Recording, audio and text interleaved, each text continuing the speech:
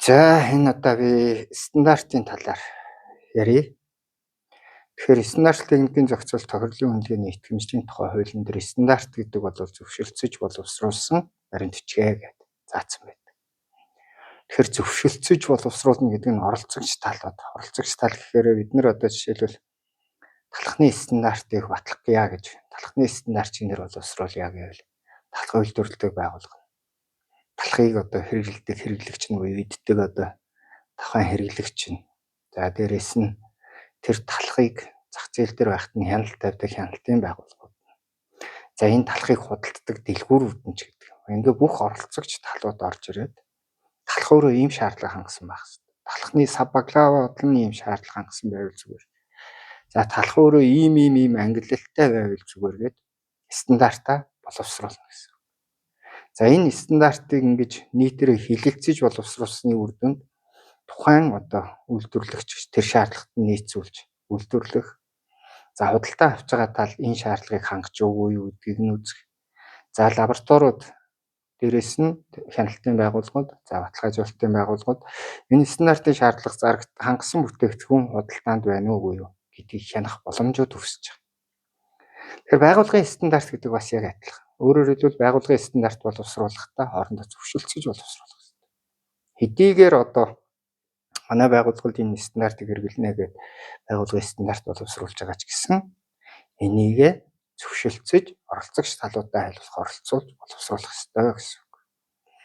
За олон улсад ч гэсэн энэ жишгээр олон улсын стандартыг боловсруулах үйл явц маш урт хугацаанд. Яг тэгэхээр дэлхийд дээр байгаа бүх улс орнууд энэ ISO-гийн стандартыг одоо ерөнхий шаардлага болгоод минимум критерий болгоод хэрэгэлдэг учраас энэ олон улсын стандартыг боловсруулах батлах үйл явц маш урт хугацаанд маш их шинжилгээ судалгаа шаардсан ийм ажлууд болж хувирдаг гэсэн үг. Тэгэхээр Монгол улсын стандартын хуулийн дээр бас нэг юм биелдэг. Байгууллагын стандартыг хэрэглэх бол бүртгүүлэгтэй. Ямар ач холбогдолтой юм бэ? Бүртгүүлнэ гэдгийг бас эргэж харах хэрэгтэй. Одоо байгууллагын стандарт нь үндэсний стандартыг үзүүлэх шаардлагад нийцсэн бай гэдэг өгүүлбэр тавьсан. Энэ нь өөрөө бас чирэгдэл үүсгээд нэгэнт үндэсний стандарттай юмн дээр л байгууллагын стандарт байх хэрэгтэй юм шигээр буруу ойлголт руу явцсан бас нэг юм төөрөгдлүүд ажиглагдаад байна. Уг нь бол энэ 2017 оны хуулийн дээр байгууллагын стандарт боловсруулахдаа үндэсний стандарт боловсруулдагтай яг адилхан энэ процессын шаардлагуудаа хангаж боловсруулаарай. Тэгээд бүртгүүлэхлээр тэр шаардлагуудаа хангаж өгөө юу гэдгийг нь үзэл хангацсан өөрөөр хэлбэл оролцогч талуудаа бүгдийг нь оролцуулаад хилэлцээд ингээд шийдвэрлэсэн болвол бүртгэя гэдэг байдлаар одоо хуулийн агуулга маань явж исэн чинь үндэсний стандартын үзүүлэлт шаардлагад нийцсэн байх гэдэг энэ үгийг нь буруу мушгаа явцсан л гэж үзээд байгаа. Эмээс нэгийн нэг гэдэг стандарт байдаг. Нэгийн нэг, нэгийн хоёр, нэг гэдэг. Энэ нь болохоор стандартад тавьдаг шаардлагыг стандартчилсан баримт бичиг. Өөрөөр хэлбэл стандарт гэдэг баримт бичгийг боловсруулахдаа ямар шаардлага хангасан байх ёстой юм бэ? Нэр томьёо тодорхойлолт нь ямар шаардлага хангасан байх ёстой? Стандартын агуулга нь ямар шаардлага хангасан байх ёстой? Хамрах хүрээ гэдэг дээр юу хийх ёстой ингээд. Энэ нэгийн нэг гэдэг стандартын шаардлагыг хангасан болвол бүртгэн шүү гэдэг агуулга. Тэгэхээр энийг бас буруу ойлгуулад одоо атар талхны стандарт гэдэг нэг стандарт байхад заавал үндэсний стандарт байвал л бусад талхны стандартын байгууллагын стандартаар хийж болох юм шигээр уншигдсан. За энэ ойлголт нь ч гэсэн буруу явцсан ийм юмнууд бий. Тэгэхээр нөгөө үндэсний стандарт нь олон улсын стандартыг үзүүлэх шаардлагад нийцсэн бай буюу үндэсний стандартыг боловсруулж байгаа энэ үйл явц нь олон улсын стандарт боловсруулдаг энэ үйл явцтай адилхан байх ёстой шүү гэдэг агуулгыг бас мушгаад үндэсний стандарт олон улсын стандартын үзүүлэлт шаардлагад нийцсэн гэхээр олон улсын стандарт байвал үндэсний стандарт боловсруулах мэтээр ингээ ойлгоцсон. Тэгээ энэ нь нөгөө үндэсний онцлогтой бүтээгдэхүүнүүдийг стандартчлахад нэлээд төвөгшөл учруулж эхэлнэ. Ер нь эхэлдэг. Тухайлбал шимээ архи гэдэг одоо стандартчил олон улсад байхгүй шүү дээ мэдээж ойлгож. Тэгэхээр үндэсний стандарт байх боломжгүй, үндэсний стандарт байхгүй бол байгууллагын стандарт гарч болохгүй мэтэр. Гэхдээ энэ дээр бид нэр шимээ архиа стандартаа боловсруулахдаа яг оролцогч талуудаа бүгдийг нь одоо тэр шимээ архины түүхий эдийг нь бэлдэж байгаа малчид. За энэ дээр боловсруулалт хийж байгаа одоо үйлдвэр байдаг юм уу? Жижиг үйлдвэрүүд яах юм? За дээрэс нь хэрэглэгчд нь ямар амт одоо ямар амт чанартай, ямар одоо технологийн процесстэй байх ёстой гэдэг ч юм уу. Энэ асуудлуудаа хоорондоо ярилцж байгаа. За ийм стандарт гаргачих юм бол тэр стандартын шаардлага хангасан бүтээгдэхүүнийг худалдаж авах нөхцлүүд үүсэх ийм зохицуултууд хийгддэг шүү. Бусад оронд.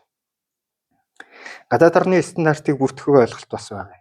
Энэ дэр гадаад орны стандартыг бүртгүүлгээд бүртгэсэн стандартаа заавал тодорхой хугацааны дараа үндэсний болгох гэдэг ч юм уу. Энэ нөгөө журман дээр нэг жоохон асуудалтай заалтууд бий. За энэ нь бас хүндрэл үүсгэх магадaltaй. Хүндрэл үүсгдэг. Өөрөөр хэлбэл олон улсын стандартыг үндэсний стандарт болгоо баталцсны дараа олон улстай хүчингүй болчвол үндэсний стандартыг бас яралтай хүчингүй болох хэрэгцээ шаарддаг байна. Гэтэл Монгол улсад одоо бүртгэгдсэн байгаа энэ олон улсын стандартууд дотор хүчингүй болсон үндэсний стандартууд яваад байдаг. Олон улстай хүчингүй болсон. Тэгсэн мөртлөө энэс нь хүчинтэй. Тэгэхээр энэ бүртгэлийн стандартыг хэрэгжилж байгаа энэ бүртгэлийн тогтолцоонуудаа бид нэр бас журмуудаа гэсэн үг шүү дээ. Эргэж харахгүй болохгүй болчихж байгаа. Энэ нь өөрөө худалдаанд хүндрэл үүсгэнэ. Чи нэг стандарт оруулаад ирэхээр л тэрийг заавал орчуулгээд. Тэгээ стандартыг энэ одоо үндэсний болгож байгаа энэ үйл явц заримдаа бас жоохон нэмэгнэлттэй буюу орчуулгын төвчөнд хяналттай ажил хийж байгаа юм шиг ажил руу орчих тал бий. Дээрээс нь энэ орчуулгын стандарт төр санал авна гэдэг үр утгагүй. Өөрөөр хэлбэл олон улсын ISO-гоос гаргацсан стандартыг санал аваад өөрчлөх боломжгүй учраас одоо юун дээр нь санал авч байгаа юм бэ гэдгийг эргэж харах хэрэгтэй ч гэдэг юм. Гэх мэтчлэнгээр энэ гадаад орны одоо дэвшилтэд стандартуудыг нотгшуулахад хүндрэлтэй чөтгөр тушаа болсон юмуд гарчих магадaltaй байдаг. Энийг бас анхаарч одоо нөгөө стандартын байгууллага маань ч тэр манай үндэсний итгэмжлийн төв маань ч гэсэн орж ирэх хэрэгтэй. Одоо бид нэр жишээлбэл сорилтын лабораторид олон улсын стандартын шаардлагаар олон улсын стандартаар арга гаргачлалаар одоо шинжилгээ хийж байгаа бол тэрийг нь шууд хэрэглүүлдэг байхгүй бол бас болохгүй байна. Өөрөөр хэлбэл нөгөө дөрөвний миний хэлдэг олон улсад өвчнгүй болсон Монгол улсад хүчинтэй гэсэн аргаар одоо шинжилгээ хийнэ гэдэг чинь хинч гадналтай үлийн зөвшөөрөхгүй л одоо ийм нөхцөл рүү орчиж байгаа. За дээрэс нь жижиг дунд үйлдвэрлэл эрхлэгчдэд стандарт ямар хэрэгтэй юм бэ гэдэг ойлголтыг бас бид нэр одоо нөгөө ойлгуулах хэрэгтэй. Соён гэгэрүүлэх хэрэгтэй гэсэн үг. Брэнд гэдэг юмны талаар бид нар бас энэ дээр ярих хэрэгтэй. Жишээлбэл Burberry гэдэг юм уу, Boss гэдэг юм уу одоо энэ дэлхийн нэртэй брэндүүд бүтээгдэхүүнүүд яаж брэнд болсон гэхээр стандартаа нөгөө ердийн одоо нөгөө хамгийн доод түвшний буюу одоо ерөнхий шаардлагаас нь дээшлүүлээд байгууллагын стандарт болгох гаргачих. Өөрөөр хэлбэл тухайн бүтээгдэхүүнд тавигддаг шаардлагуудыг өндөр тогтоогоод тэрийг хангасан тохиолдолд зах зээлд нийлүүлдэг системийг бий болгосныг ерөнхийдөө одоо энэ үн цэнтэй брэндүүд болж хувираад байгаа юм. Энэ нь юугаар илэрхийлдэг юм гэхээр чанараар. Тэгэхээр би чанартай бүтээгдэхүүн үйлдвэрлэхийн тулд ердийн одоо талхны стандарт дээр одоо хөвсгөр байдал нь тийм байх хэрэгтэй гэсэн бол тэрийг илүү хөвсгөр байлгаад илүү амттай байлгахын тулд ямар шаардлагатай байх юм гэдэг шаардлагуудыг онцгойлон дээш нь тавьж өгөөд за энэ шаардлага хангасан бүтээгдэхүүнийг брэнд гэж нэрлээд ингээ явах. Энэ дээр маш том чанарын хяналтууд орж ирдэг. Ингээд жишээлбэл энгийн талх одоо 3000 төгрөгийн үнэтэй байхад миний брэнд одоо бүр хэрэглэгчийн хэрэгцээ шаардлаганд нийцсэн маш олон төрлөөр амтаар баяжуулсан гэдэг юм уу юм талх нь 5000 100000 байх яхаа боломжтой. Яагаад болохгүй гэж гэдэг ийм асуудал босч ирдэг. Тэгэхээр энэ тансаг зэрэглэлийн буюу лакшри бүтээгдэхүүн гэж яриад байгаа эднэр дээр бол бүр тусгайлсан өндөр шаардлагууд тавиад тэр шаардлагаа хангаж гин үгүй юу гэдэг дээр байнгын хяналт тавиад явчихлаар зардал маань буурдаг. Дээрээс нь эдийн засгийн өрөөгөө ч нэмэгддэг. Тийм учраас бид нэр энэ дотоодод үйлдвэрлэж байгаа бүтээгдэхүүнүүдийг за эхний ээлжинд Монгол улсын стандартын шаардлага хангасан юм байна. За ойлголоо гэдэг тохирлын бичлэгээтэй байх асуудал. Дараагийн шатанд бид нэр экспорт нь гаргая гэж байгаа бол олон улсын стандартын шаардлага хангаж гин үгүй юу гэдэг. Эсвэл худалдаж авч байгаа орны стандартын шаардлагыг хангаж гин үгүй юу гэдгийг авч үзэж байгаа. Тэгэхээр энэ гадаад орны стандартуудыг олон улсын стандартуудыг бид нэр бүртгэхдээ заавал энэ нөгөө үндэсний болго гэдэг шаардлага тавихаас илүүтэйгээр энэ ямар орны ямар дэвшилт технологи шингэсэн стандарт юм бэ гэдэг онцлогийг нь хараад болж ивэл нь бүртгээд энэ стандартынхаа дагуу бүтээгдэхүүн үйлдвэрлэж байгаа хэсэг тэртээ тэргүй итгэмжлэгдсэн тохирлын үнэлгээний байгууллагууд одоо тохирлын үнэлгээ хийгээ явчихж байгаа учраас энэ нь бол одоо зах зээлийн чамаараа явчих боломжтой. За энэ хөгжсөн орнуудад стандартын тоо одоо 120,000 стандарт байна, 60,000 стандарт бүгдийг өөрсдөө зохиогоогүй л дээ. Энэ бусад экспорт хийдэг орнуудынхаа стандартуудыг өөрсдийнхөө стандартын нэгэн адил өөрсдөө бүртгээд хэрэглүүлэл явчихж байгаа. Тийм учраас ийм олон стандарт байна. Энэ утгаараа стандартыг нөгөө сонгон хэрэглэх гэдэг ойлголтууд бас босч ирж байна. Ер нь стандартыг сонгож хэрэглэх гэдгийг заавал дагаж мөрдөх гэдгийг нэг тийш нь ойлгохгүй бол энэ маань өөрөө бас буруу одоо тайлбарлагдаад гэдэг юм уу явчих магадaltaй. Одоо зарим их хурлын гишүүд хуулийн хэлцүүлгийн явцад асууж исэн 6800 стандарт гэдэг чинь 6800 тусгай зөвшөөрөл болоо хувирч юм биш вэ гэдэг ч юм. Тэгэхээр энэ стандартын шаардлагад нийцсэн бүтээгдэхүүнийг зах зээл дээр л гаргана гэдэг маань өөрөө ямар стандарт сонгосон тэргээ заавал хэрэгжүүлээл гэсэн утга санаа. Энийг ойлгох хэрэгтэй. Тэгэхгүй бол одоо стандарт хэрэгжихгүй байгаагийн шалтгааныг стандартын тоотой холбож тайлбарлаач гэдэг юм уу? Эсвэл одоо гадаадын стандартыг бүртгэснээс болоод эсвэл бүртгэхгүй байсан, эсвэл байгууллагын стандартыг бүртгээхгүйгээс болоод стандартын шаардлага хангахгүй байгаа юм биш ээ.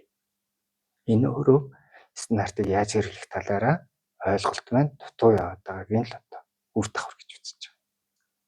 Тэгэхээр бид нэр энэ итгэмжлийн байгууллага ч гэсэн итгэмжилж байгаа энэ байгууллагуудаа тавьдаг шаардлага дээр стандартын шаардлага хангасан бүтээгдэхүүнд л тохирлын гэрчлэгээ олгох тухай энийг шударгаар олгох тухай ойлголтууд ярьж байна.